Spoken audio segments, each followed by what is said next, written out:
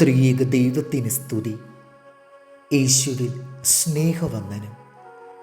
കുരിശു വഹിക്കാൻ നിയോഗിക്കപ്പെടുന്നവർ അറിഞ്ഞിരിക്കേണ്ട ഒന്നുണ്ട്. തോളിലേറ്റുന്ന കുരിശിൻ്റെ ഭാരം എത്രയെന്ന് നാം ഓരോരുത്തരുമാണ് തീരുമാനിക്കേണ്ടത്.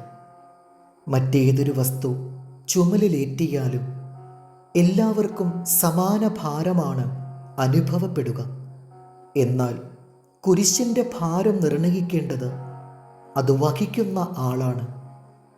വഹിക്കേണ്ട കുരിശിൻ്റെ മനോഭാവം അനുസരിച്ചാണ് ഭാരം കൂടുകയോ കുറയുകയോ ചെയ്യുക. സന്തോഷത്തോടെയാണ് സ്വീകരിക്കുന്നതെങ്കിൽ ഭാരം അനുഭവപ്പെടുകയില്ലെന്നു മാത്രമല്ല, മുന്നോട്ടുള്ള ചുവടുവെപ്പുകൾ അനായാസമാവുകയും ചെയ്യും. പരിഭവപൂർവവും പരാതി പറഞ്ഞും തോളിലെടുക്കുന്ന കുരിശുകൾക്കാകട്ടെ ഇരട്ടി ഭാരം തോന്നിയെന്നു വരാം. കുരിശിനെ ഹൃദയത്തിലേറ്റിയ എത്രയോ ജീവിതങ്ങളാണ് വിശുദ്ധിയുടെ പടവുകളിലേക്ക് ഉയർന്നിരിക്കുന്നത്.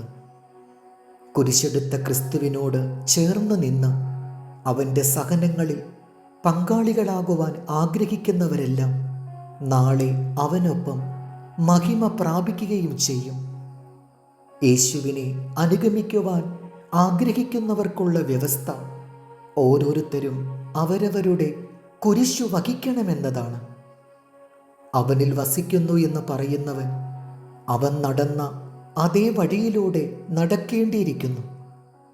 അവൻ നടന്ന വഴി കുരിശിൻ്റെ വഴിയല്ലാതെ മറ്റെന്താണ്? ഒന്നോർത്താൽ സഹനത്തിൻ്റെ ഏതെങ്കിലും കുരിശുകൾ ചുമക്കാത്തവരായി ആരും തന്നെ ഉണ്ടാവില്ല. ഓരോരുത്തർക്കും വഹിക്കാനാവുന്ന കുരിശുകളാണ് സ്വർഗം തയ്യാറാക്കി നൽകുന്നത്. സ്വയം വഹിക്കാൻ കഴിയാത്തവർക്ക് കൃപയുടെ സ്വർഗീയ സഹായം എപ്പോൾ വേണമെങ്കിലും ലഭിക്കുകയും ചെയ്യും. നമ്മുടെ വേദനകളാണ് അവൻ യഥാർത്ഥത്തിൽ വഹിച്ചത്. നമ്മുടെ ദുഃഖങ്ങളാണ് അവൻ ചുമന്നത്. അതേ കുരിശിൻ്റെ ഭാരം തനിയെ വഹിക്കാനാവുന്നില്ലെന്ന് പരിഭവമുള്ള ആരും ഇനി വിഷമിക്കണ്ട. കുരിശേന്തിയ ക്രിസ്തുവിനോട് ചേർന്ന് നടക്കുന്നവർക്ക് തങ്ങളുടെ കുരിശുകൾ ലഘുവായി തോന്നും. യാത്രക്കിടെ തളരുന്നു എന്ന് തോന്നുമ്പോഴൊക്കെ ശാന്തഗംഭീരമായ ആ തിരുമുഖത്തേക്ക് നോക്കിയാൽ മതി. കുരിശുമായി നീങ്ങുമ്പോൾ യേശുവിൻ്റെ കണ്ണുകളിൽ തെളിയുന്ന ആത്മശക്തി ആരുടെയും ഇടറുന്ന പാദങ്ങളെ ബലപ്പെടുത്തും. ഗലാത്യർ 6:14. എനിക്കോ നമ്മുടെ കർത്താവായ യേശു ക്രിസ്തുവിൻ്റെ ക്രൂശിലല്ലാതെ പ്രശംസിപ്പാൻ ഇടവരരുത്. അവനാൽ ലോകം എനിക്കും ഞാൻ ലോകത്തിനും ക്രൂശിക്കപ്പെട്ടിരിക്കുന്നു. ദൈവം നമ്മെ അനുഗ്രഹിക്കട്ടെ.